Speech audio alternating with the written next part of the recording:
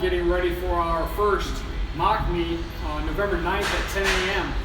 So every Saturday leading up to that date, we're going to be doing a Q&A session for one of the lifts. So today we're going to be working on the squat. We have a few questions submitted from some people in the gym that we're going to cover here real quick. So the first one. First one from Chelsea. She was asking about knee cave during the squat. Basically coming out of the bottom position after completing that rep. Okay, so we're going to get the bar up on his shoulders here. He's going to get in his regular squat stance. So let's say he squats down and his knees are in the correct position. Go to the correct position for you. So knees are out. Okay, so as he's coming up and his knees cave in, so that's where I would be a little bit worried, is if he, on the way up, his knees cave in and they stay in. We're going to be worried about some hip strength there, where I would just have him work a little bit on some band walks, attach a band around the knees, and you're doing some side shuffling walks here, like that to strengthen the hips. Now let's say he gets down there and he's in the correct position. Go ahead and down. Let's say as he comes up, he just gets a little cave, but then they go right back out. There I wouldn't be as worried. I mean, it might be something I want to pay attention to or keep in the back of my mind.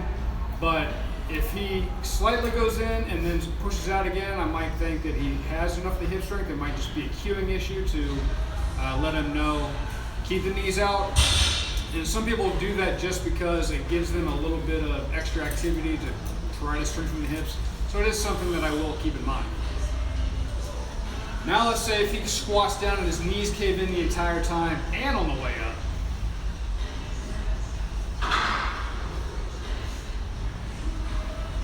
Yeah, so if his knees cave in down and up, then I'm really worried about his hip strength, and we're going to significantly work on some band walks, some clamshells. So go down to the ground real quick, Sammy. Yeah, on the better side. Bring your knees up here. So he's just going to lay on his side, his knees at 90 and his hips at 90 degrees. His heels stay in contact as he lifts his knee up and down. About 15 to 20 times, really working on isolating the hip muscles there that are responsible for keeping his knees out. All right, so we'll go on to our second question.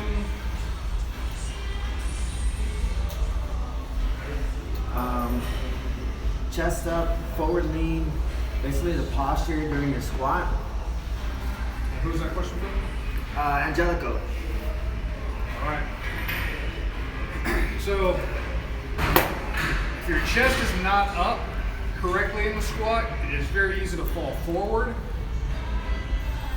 So the way we fix that is the elbow position. If your elbows are in our position, it's very easy to keep your chest in the right position. So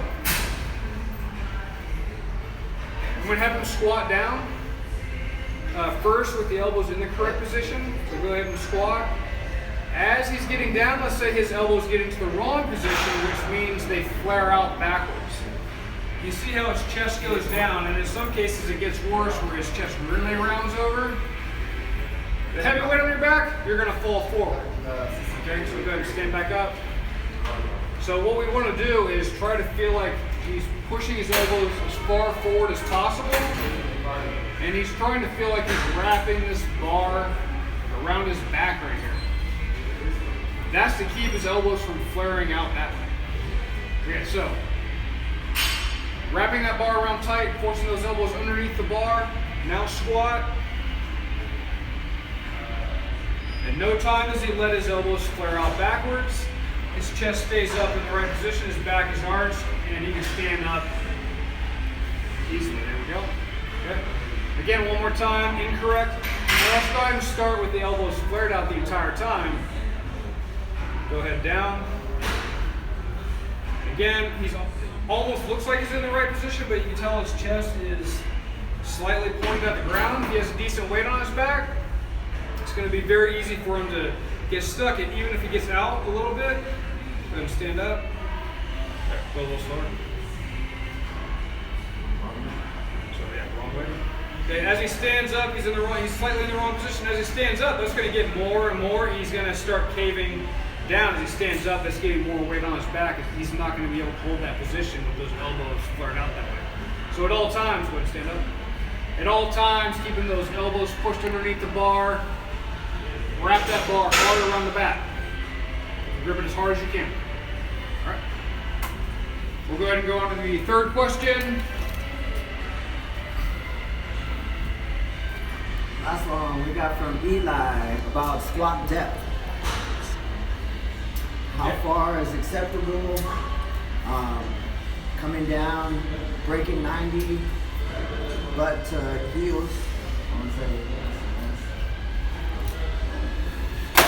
Okay, so in a meet, you need to at least break 90. In this meet in particular, as long as you're at parallel or lower, you're fine, but everybody has their preference, whether they want to be wide stance or close stance, but it does make a difference in which one of those stances, how low do you go. So let's say first, if you go wide stance, that's typically a stronger hip position, so you would definitely want to have strong hips if you use that type of squat. So wide stance, we would consider feet are slightly wider than hip width. It's almost about shoulder width. So go a little bit wider. Okay, so in a wide stance position, it's pretty difficult to get too much lower than parallel, because it puts quite a big stretch on the groin area, adductors, and it's really going to cave your knees in just because of that stretch. So generally, parallel or only slightly lower is what is really best for a parallel or wide stance squat. So go ahead and squat back or push back, go face forward first. Yeah, wide stance. So first we'll just go to a parallel stand or parallel position. So he's pushing back. Okay, so that's a pretty good position. His knees are out. They're pushed out in line with his ankle and his hip in correct angles.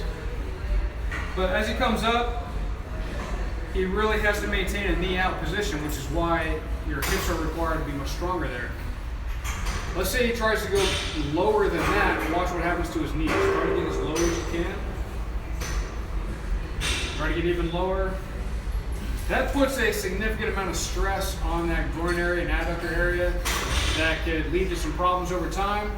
Even though he didn't maintain a pretty good position that low, he is a mobility guy, so that's not surprising. But over time, that is a pretty tough thing to maintain. So I usually recommend parallel on the wide stance. So let's go to a narrow stance, which would be considered about hip width. That's a little bit of an easier position to get lower. It's easier for the hip mobility to get down there. It doesn't require as much of a stretch on that groin area and adductors. So go ahead.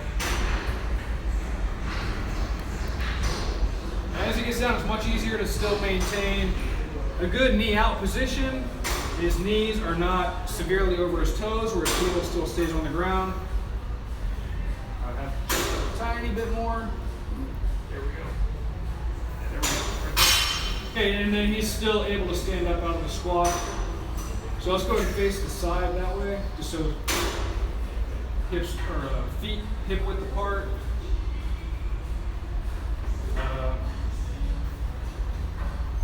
A little bit there, just a little bit right there.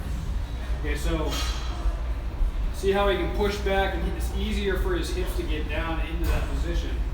He doesn't have to require so much hip strength. Now you need a little bit more hamstring and glute strength from this. Go ahead and push back. Much easier to get down into that position. It's really personal preference which way somebody wants to go. Either one's acceptable in pretty much any meet, and which will be acceptable in ours, whether somebody wants to go wide or narrow. All they have to do is get to parallel. And good. But elbows were in the correct position, chest in correct position, and he sat back into a good squat. So that concludes our questions for today. Tune in next Saturday about the same time. We're going to be covering the bench press. The bench press is quite a bit more complicated than what it looks like when you're on the bench and you're just going at it. So we will be covering some questions on there. So find us in the gym and submit your questions. We'll have a clipboard out there where you can write the questions. You can let any of us know in the office if you have a question you'd like to be submitted. You can also jump on live and ask that way as well. So next Saturday about 1:30, check us out.